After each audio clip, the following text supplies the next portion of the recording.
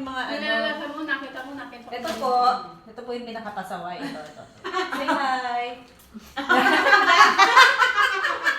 Sorry lang. Pinakabata namin. Oo, pinakaano namin yan. Ilang taon ka na? 60? Interview muna natin siya. Ilang taon? Love to. Ilang taon mo kayo? Pero kung nakita ko yun ng mga ano ko, iyan nyo yan. Yan pala ang totoong ano. Ay, nako! Wala si ate naman. Ate naman. Sa ate ko. Nagtitiktok ka eh. Kaya nga. Ano masasabi nyo? Masarap ba sa agency? No. Siya si Gracia. No money. Ito si Gracia. Pagod na sa pahinga. Ito si Gracia, ito disgrasya. Ito sobrang disgrasya. At yung pong nasa harap, yan po ang promotor ng kainan.